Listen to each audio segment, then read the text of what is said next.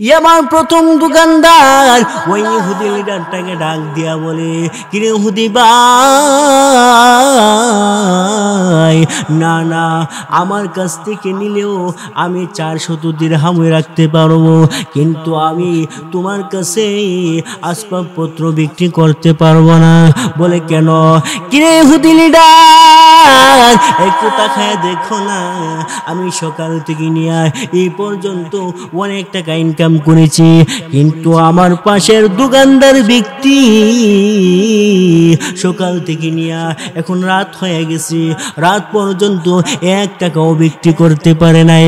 কিরে ইহুদি লিডার, একটু তাকায় দেখো না, এই বান্দাটারও বউ বাচ্চা আছে, পরিবার পরিজন আছে, সে যদি খালি হাতে রাতে বাড়িতে যায় রে, তাহলে তার বাচ্চারা আর তার বউ আত্মীয় স্বজনগুলি হয়তো তাকে বিভিন্ন ধরনের কথা বলতে পারে। আলহামদুলিল্লাহি রাব্বিল আলামিন ওয়াসসালাতু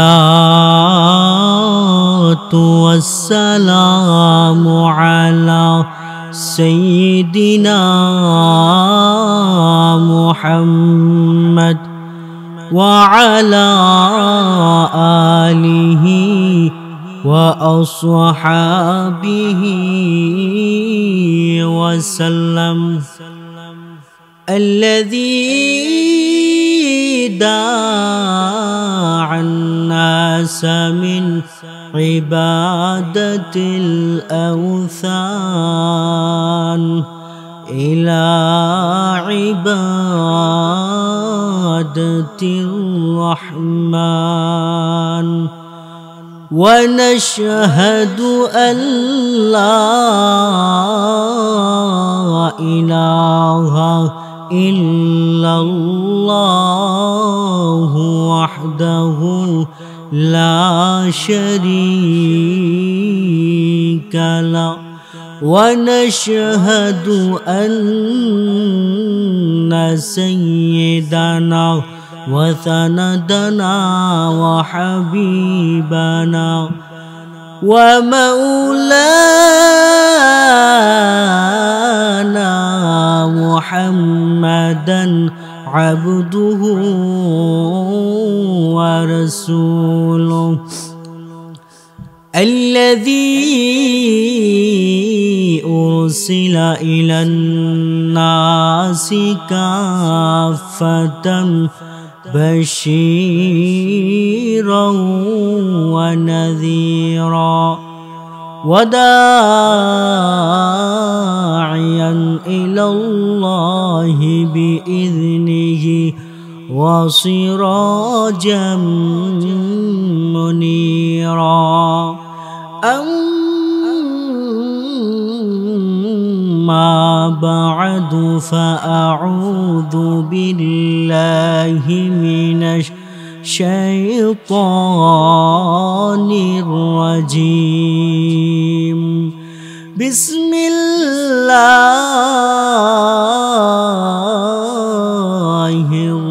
الرحمن الرحيم. فأما من طغى وآثر الحياة الدنيا، صدق الله العظيم. وقال تعالى في شان حبيبه ومحبوبه ومعشوقه مخبرا وآمرا: إن الله وملائكته يصلون على النبي يا أيها الذين آمنوا صلوا عليه وسلموا تسليما بلغ العلا بكماله كشف الدجى بجماله حسنت جميع خصاله صلوا عليه وآله محبت شد একটু জিকির করেন লা ইলাহা ইল্লাল্লাহ লা ইলাহা মাশাআল্লাহ মোহব্বত বল لا إله إلا الله لا إله إلا الله لا إله إلا الله لا إله ما شاء الله محبت এই কালিমা পড়বি যারা কাজে লাগবে মরণ বেলা বলুন এই কালিমা পড়বি যারা কাজে লাগবে মরণ বেলা এই কালিমার রোশনীতে এই কালিমার রোশনীতে কবর হবে উজালা লা ইলাহা মাশাআল্লাহ আল্লাহ তুমি দিলে আসমান দিয়েছ জমিন সুখের সমাজ গড়তে দিলে আল কোরআন লা ইলাহা মাশাআল্লাহ লা ইলাহা লা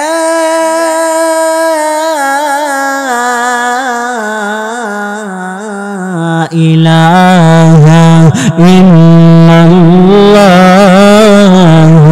মুহাম্মাদুর রাসূলুল্লাহ সাল্লাল্লাহু আলাইহি ওয়াসাল্লাম।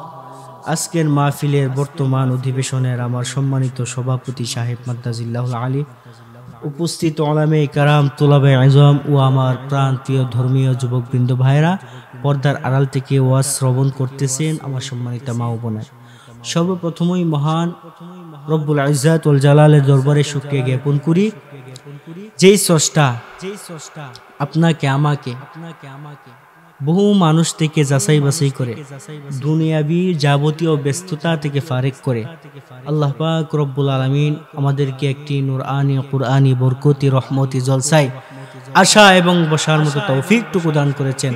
সেই জন্য সেই রবের দরবারে অন্তঃস্থল থেকে উচ্চ আওয়াজে মুহাব্বতের সহিত একবার কালিমাতুশ শুকুর আদায় করি, বলি আলহামদুলিল্লাহ। আলহামদুলিল্লাহ। মুহতারাম হাজিরিন, আমি আপনাদের সম্মুখে দুইটা আয়াতে কারিমা তিলাওয়াত করেছি। আমি আমার তিলাওয়াতকৃত আয়াতে কারিমাকে আপনাদের সম্মুখে রেখে সেই তিলাওয়াতকৃত আয়াতে কারিমার আলোচনাটুকুকে সময়ের স্বল্পতার কারণে আমি সংক্ষিপ্ত আকারে তুলে ধরার চেষ্টা করব। আমা তাওফীক ইল্লা বিল্লাহ। মুহতারাম হাজিরিন,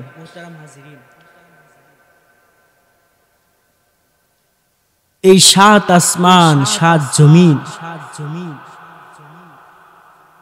এবং তার মাঝখানে যত কিছু আছে সবগুলি কে সৃষ্টি করছে? আল্লাহ। এগুলির সৃষ্টিকর্তা এবং সৃষ্টিকারীকে আল্লাহ। আমাদের দেশের সাধারণত যদি কেউ ছোট একটা জিনিসের ক্ষমতা পায় বা দায়িত্ব পায় তাহলে প্রধানমন্ত্রী থেকে নিয়ে সরকার বলেন, এমপি বলেন, মন্ত্রী বলেন, যত উচ্চ পর্যায়ের লোকগুলি আছে সবারই কিন্তু মাথা গরম হয়ে যায়।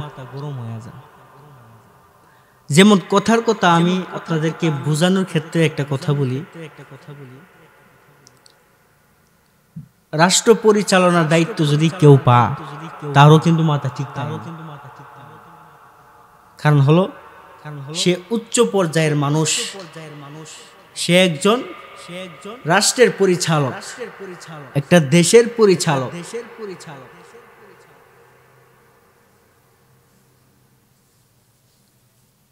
আমার ভাইরা,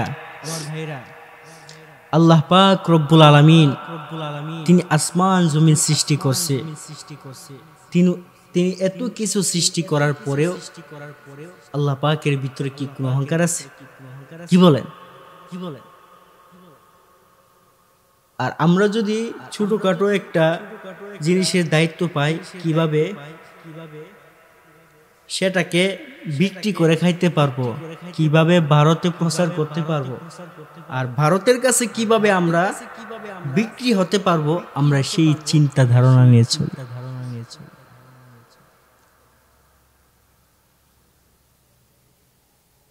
ও মুসলমান, আপনাদের কাছে আমার প্রশ্ন হলো, আপনাদের এদিক দিয়ে হিন্দু আছে না? হিন্দু আসেনি? হিন্দু হ্যাঁ আছে। বর্তমানে আমাদের এই বাংলাদেশের কথা বলি, হিন্দুরা কিন্তু খুব জামায়ানা আদর পায়। কেন? তাদের উপরে কেউ আক্রমণ করতে আসে না, কেউ আঘাত করতে আসে না। তারা খুব শান্তিতেই বসবাস করতে পারে। এটা আমি বাংলাদেশের অবস্থার কথা বলছি আপনাদেরকে। ভারতের দিকে তাকায় দেখেন, মুসলমানদের উপরে ইহুদি, খ্রিস্টান, হিন্দু ধর্মের লোকেরা খুব অত্যাচার করতেছে, খুব নির্যাতন চালাইতেছে, খুব অশান্তির মধ্যে পড়ে আছে তারা। এমনকি মুসলমানের মধ্যে পর্যন্ত দ্বন্দ্ব, ফাসাদ। কারণ কি? এই যে কারণ হলো হিংসা।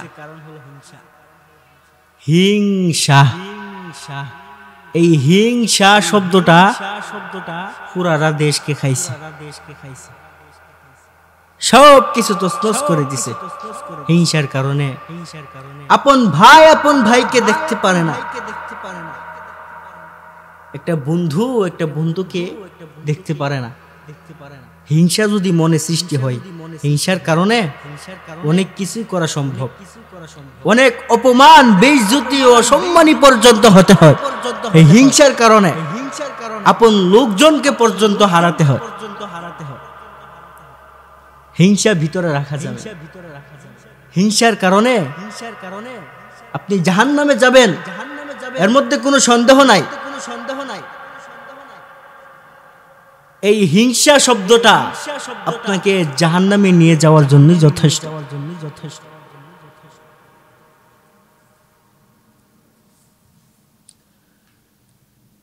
ইয়ামান এটা আরব কান্ট্রির একটা জায়গার নাম।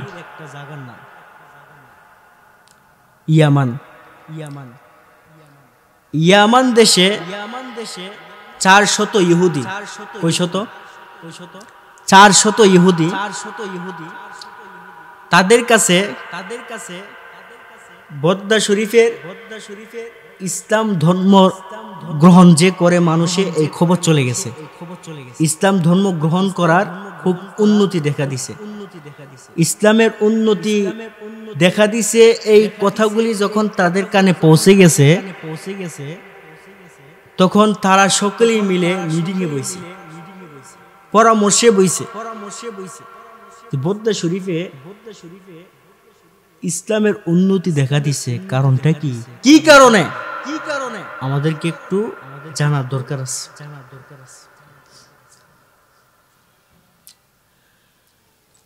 আমার ভাইরা,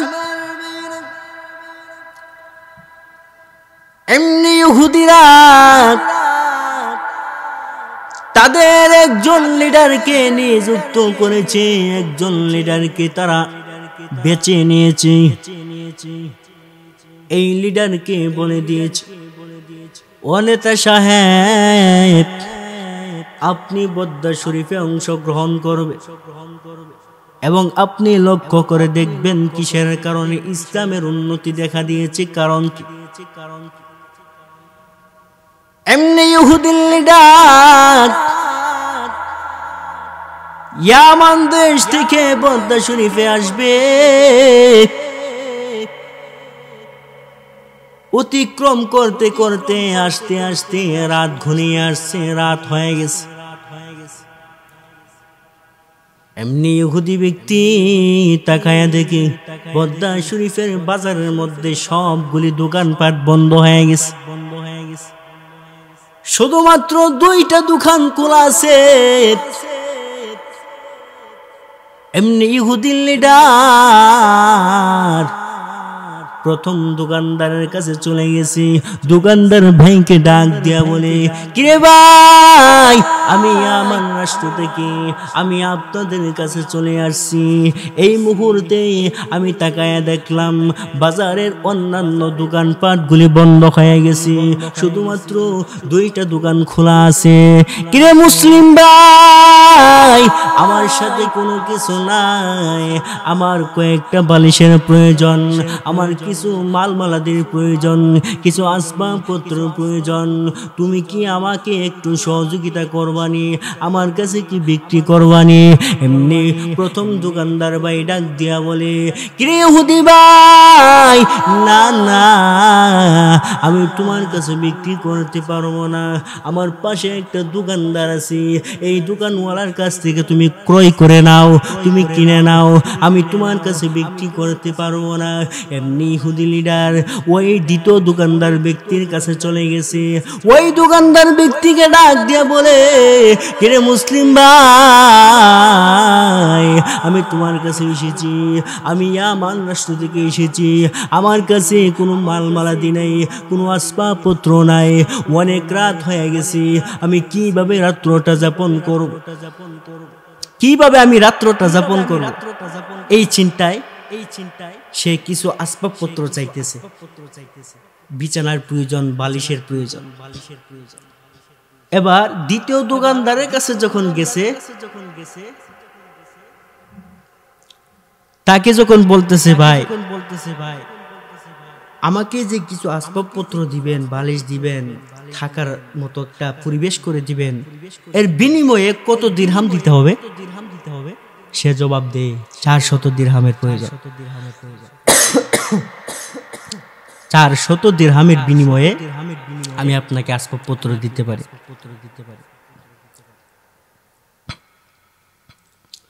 ভাইরা আমার, এই মুসলমান, এমনি ইহুদি লিডার প্রথম দোকানদার ব্যক্তির কাছে চলে গেছি, দোকানের মালিককে ডাক দিয়া বলে, কিরে মুসলিম ভাই, আমি দ্বিতীয় দোকানদার ব্যক্তির কাছে গিয়েছিলাম, সে বলছে 400 দিরহামের বিনিময়ে আমাকে আসবাবপত্র দিবে, তোমার কাছ থেকে ক্রয় করতে চাই, তুমি আমাকে কত দিরহামের বিনিময়ে আসবাবপত্রগুলি দিতে পারবা? আমার প্রথম দোকানদার ওই ইহুদি লিডারটাকে ডাক দিয়া বলে, কিরে ইহুদি ভাই,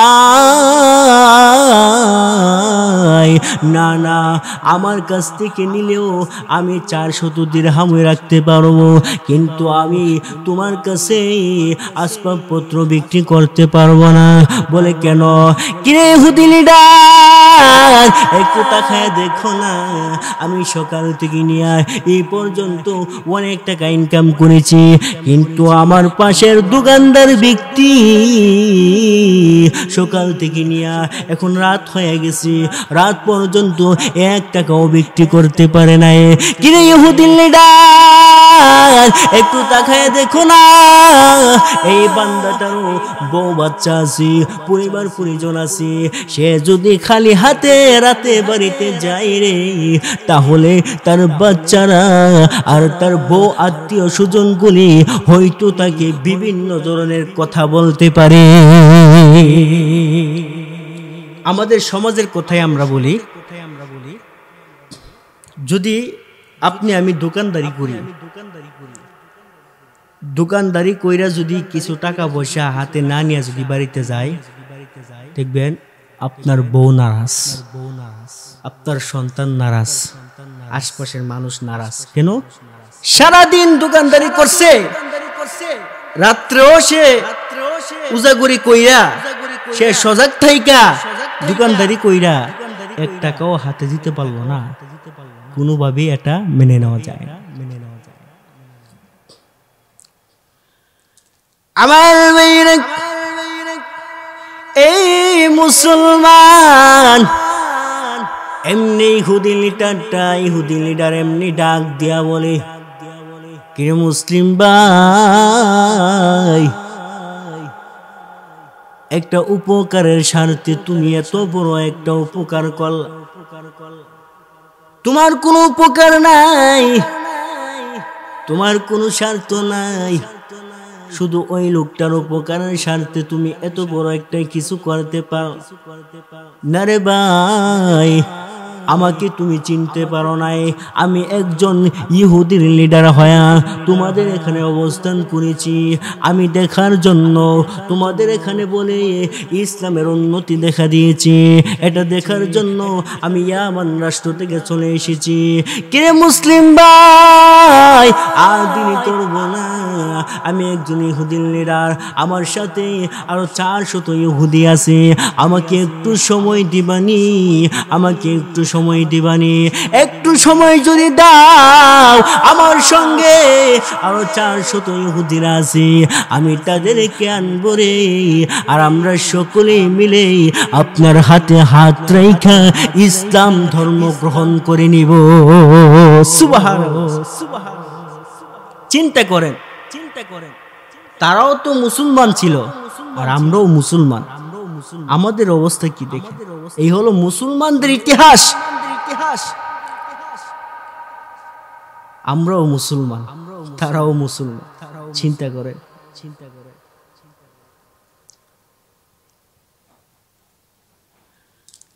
আমার ভাইরা, এই মুসলমান তিরমিজি শরীফের এক রাওয়াতে আসছে, একজন ব্যক্তি জায়গা বিক্রি করবে, মানে জমি বিক্রি করবে, আর একজন ব্যক্তি জমি ক্রয় করবে। যেই ব্যক্তি জমি কিনেছে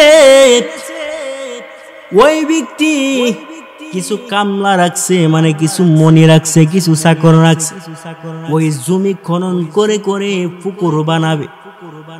যেই মাত্র কামলা লোকেরা জমি খনন করতে আরম্ভ করেছে, জমি খনন করতেছে, হঠাৎ করে তাকায় দেখে একটা স্বর্ণের চাক্কা তাদের হাতে ভেসে উঠেছে।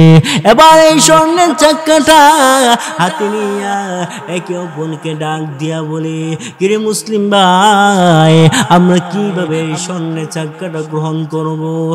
দুনিয়ার যদি কোনো মানুষ না দেখে রে, আল্লাহ পাক রব্বুল আলামিন অবশ্যই আমাদেরকে দেখতেছে। আল্লাহ তাআলার ভয়ে, জাহান্নামের ভয়ে, কবর আযাবের ভয়ে, পরকালের চিন্তায় এই স্বর্ণের চাক্কাটাকে হাতে নিয়ে মালিকের দরবারে চলে গেছে। মালিককে ডাক দিয়ে বলে, কিরে মালিক, এই স্বর্ণের চাক্কাটা আমরা সকলে মিলে আপনার দরবারে নিয়ে এসেছি। এবার মালিক চিন্তা করে, যদি অন্যান্য লোকদের এই অবস্থা হইতো তাহলে তো তারা স্বর্ণের চাক্কাটা নিয়ে হয়ে যাইত। যদি লোকদের অবস্থা এরকম হইতো, যদি তাদের ভিতরে কোনো লোভ থাকতো, কিন্তু তারা চলে যাইত। এমনি মালিক ডাক দিয়া বলে, কিরে মুসলমান রে, তোমরা তো পারতে এই স্বর্ণের চাক্কাটা নিয়ে তোমরা পলায়ন করতে, কিভাবে রে তোমরা এই স্বর্ণের চাক্কাটা নিয়ে আমি মালিকের দরবারে এসেছো? এমনি মুসলমান এক বাক্যে জবাব দে, কি গো মালিক রে, আমরা মুসলমান, আমরা আল্লাহকে ভয় করি, জাহান্নামকে ভয় করি, কবরে আযাবকে ভয় করি রে, কবরের আযাবকে ভয় করি। আপনি হয়তো দেখবেন না, দুনিয়ার কোন মানুষ হয়তো দেখবে না, কিন্তু একদিন আল্লাহর আদালতের খাটগড়ায় দাঁড়াইয়া আমাদের সকলকে একদিন জবাবদিহি করতে হবে। দুনিয়ার মানুষ থেকে যদিও বাঁচতে পারবো, আপনার কাছ থেকে যদিও বাঁচতে পারবো, কিন্তু একজন উপরওয়ালা, এই উপরওয়ালার কাছ থেকে কিভাবে আমরা বাঁচবো? তিনি তো ঠিকই দেখতেছে, ঠিকই তিনি দেখতেছে, কিভাবে ওনার হাত থেকে রক্ষা পাবো। তারাও মুসলমান, আমরাও মুসলমান। স্বর্ণের চাক্কা বাইছে দৌড়ায় গেছে মালিকের কাছে। এমনি মালিক ডাক দিয়ে বলে, কিরে মুসলমান, তোরা আল্লাহ তাআলার ভয়ে স্বর্ণের চাক্কাটা আমি মালিকের দরবারে নিয়ে এসেছি। তোরাও তো মুসলমান, আমিও একজন মুসলমান। আমি মুসলমান হয়ে কিভাবে এই স্বর্ণের চাক্কাটা আমি গ্রহণ করব? আমিও তো একদিন আল্লাহর আদালতের খাটগড়ায় দাঁড়াইয়া আমাকে জবাবদিহি করতে। আমি দুনিয়ার সাধারণ আগুন সহ্য করতে পারি না, পরকালে দুনিয়ার আগুন থেকে যে আগুনের তাপমাত্রা আরো 70 গুণ বেশি হবে, সেই আগুনের তাপ আমি কিভাবে সহ্য করব? আমি এই স্বর্ণের চাক্কা গ্রহণ করতে পারবো না। কেন গ্রহণ করতে পারবা না? কারণ জমি কেনার সময় এরকম কোনো কথা হয় নাই যে স্বর্ণের চাক্কা পাইলে আমি নিয়ে আনি। চিন্তা করছি বিষয়টা। জমি ক্রয় করার সময়, কেনার সময় যার কাছ থেকে আমি কিনছি সে এরকম কোনো কথা বলে নাই যে আমি কিছু পাইলে সেগুলো নিয়ে নিব। যেহেতু বলা হয়েছে না, এই জন্য তার স্বর্ণের চাক্কাটা আমি তার কাছে ফেরত দেব। তাদের চিন্তা ভাবনার ধারণা কেমন? আমরাও তো মুসলমান, তারাও যেমন মুসলমান ছিল, আমরাও মুসলমান। আর আমাদের অবস্থাটা একটু তাকায় দেখেন না, আমাদের কি অবস্থা। স্বর্ণের চাক্কা তো দূরের কথা, সাধারণ একটা ডিমের লোভই সামলাতে পারি না। কোন জায়গায় ক্ষেতের মধ্যে যদি একটা ডিম দিই, দৌড়ায় বল বউ একটা ডিম পাইছি, বলে ডিমটা ভালো নেই, আর একটা 100 একদম ভালো, খাঁটি পিওর। যখন ডিম ভাঙছে তখন ডিম, এটা নষ্ট ডিম, বোল ডিম। ওই যে ফাঁসের ঘরের জালে এই যে ডিমটা বসাইছি বাচ্চা উঠবা লাগে, এই ডিম নষ্ট হয়ে গেছে, এই ডিমকে ক্ষেতের মধ্যে ফালাইছে, ওই বেচারাকে এই ডিম গিয়ে আইনা দিছে বউয়ের কাছে। একটা সাধারণ ডিমের লোভে আমরা সামলাইতে পারি না, আর স্বর্ণের চাক্কা তো দূরের কথা। তাদের কেমন অবস্থা ছিল? তারা তো মুসলমান, আমরাও মুসলমান। ও মুসলমান, কি বলেন? মুসলমানের দাম আসেনি আল্লাহ তাআলার দরবারে?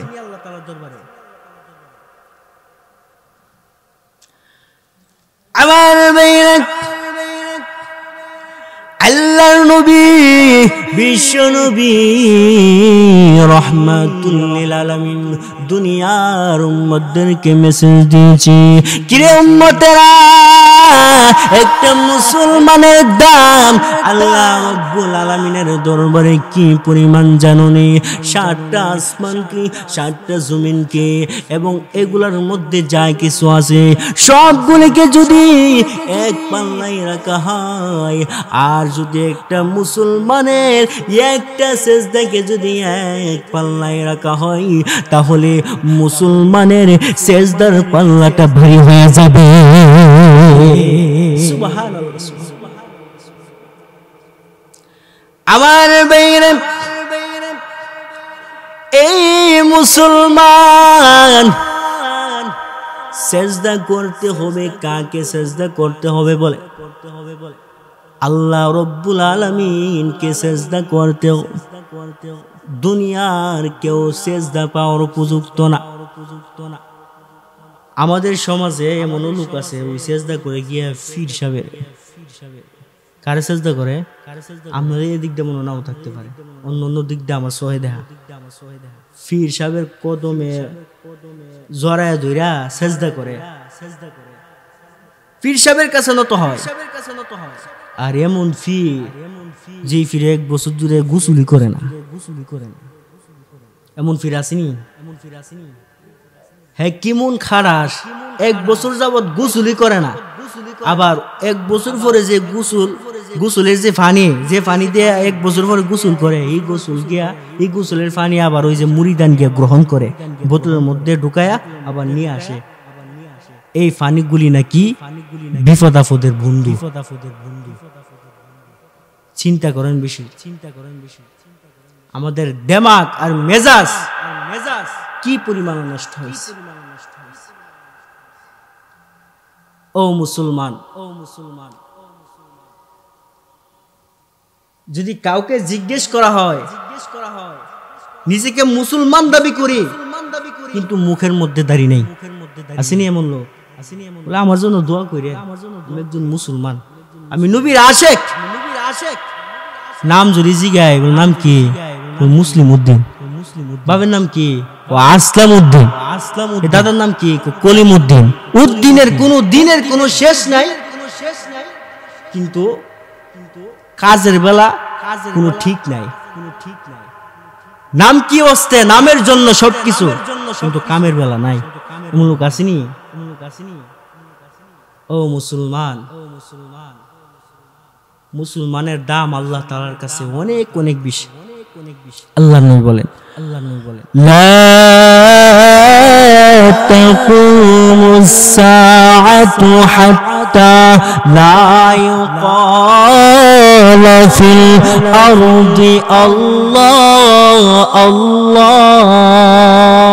আমার বাইরা, ও মুরব্বী বাবারা, যুবক বেরা, ও পর্দানি সীমা বোনেরা, এই পৃথিবীতে যতদিন পর্যন্ত আল্লাহ বলনেওয়ালা, আল্লাহকে স্মরণ করনেওয়ালা একটা মুসলমান বান্দা বান্দি বেশি থাকবে, ততদিন পর্যন্ত আমার মহান আল্লাহ এই পৃথিবীতে কিয়ামত ঘটাবে না। এখন চিন্তা করে মুসলমানের দাম আল্লাহ তাআলার দরবারে কি পরিমাণ। ও মুরব্বী বাবারা, যুবক ভাইয়েরা, শুধু এখানে কিন্তু নয়, আল্লাহ রাব্বুল আলামিনের দরবারে যখন কোন বান্দা বান্দি যখন সিজদায় লুটায়া পড়ে, এমনি আরশে আজিমে কাঁপতে আরম্ভ করে, আরশে আজিমের মধ্যে ভূমিকম্প শুরু হয়ে যায়। এবার আরশে আজিমকে আল্লাহ রাব্বুল আলামিন ডাক দিয়া বলে, কিরে আরশে আজিম, তুমি এইভাবে কেন কাঁপতে আরম্ভ করছো? এইভাবে তুমি কাঁপতে শুরু করেছো, কারণ কি? এমনি আরশে আজিম ডাক দিয়া বলে, ওগো প্রভু, প্রভু গো, কি কারণে, কি জন্য এইভাবে কাঁপতে আরম্ভ করছি জানেননি? আপনার কিছু বান্দা বান্দি এই পৃথিবীতে আছে যারা আপনার কদমে সিজদায় লুটাইয়া পড়ে, আপনাকে, আপনার পবিত্রতা বর্ণনা করে, আপনার মহিমা বর্ণনা করে, আপনার বরত্ব প্রকাশ করে। এমন কিছু বান্দা বান্দি আছে, এই বান্দা বান্দি যখন সিজদায় লুটাইয়া পড়ে গো, আর যখন সুবহানা রাব্বিয়াল আলা বলতে আরম্ভ করে, আমরা সহ্য করতে পারি না, আর বরদাস্ত করতে পারি না, এমনি আমাদের মধ্যে একটা কম্পন সৃষ্টি হয়ে যায়। মুসলমানদের দাম কি পরিমাণ আল্লাহর কাছে চিন্তা করেন। মুসলিম হওয়ার পরে যে ইবাদত করবে, আল্লাহর বিধিবিধান লঙ্ঘন করবে না, মুসলমান হিসাবে তার দামও আরো বেড়ে যায়। ও মুসলমান, ইবাদত, বন্দেগী এবং আল্লাহ পাকের বিধিবিধান, এটা এমন একটা গুরুত্বপূর্ণ জিনিস যার প্রতিদান আপনি পরকালে যখন পাবেন তখন বুঝতে পারবেন। দুনিয়ার এই বিধিবিধান এবং দুনিয়ার এই সৎ কাজ, ভালো কাজ, এগুলি করাতে আপনি আমি যখন পরকালে প্রতিদান পাবো তখন এর কদর বুঝে আসবে। এর আগে হয়তো অনেকের নাও বুঝে আসতে পারে। আল্লাহ পাক রব্বুল আলামিন আমার এই সংক্ষিপ্ত মুক্তাসার কথার উপর প্রত্যেককে আমল করার মতো তৌফিক এনায়েত করুন। আমি আপনাদের সকলের জন্য দোয়া করি, আপনারা আমার জন্য দোয়া করবেন। আমি সদা সর্বদাই আপনাদের সুস্থতা ও নেক হায়াত কামনা করে বিদায় নিচ্ছি। আসসালামু আলাইকুম ওয়া রাহমাতুল্লাহ।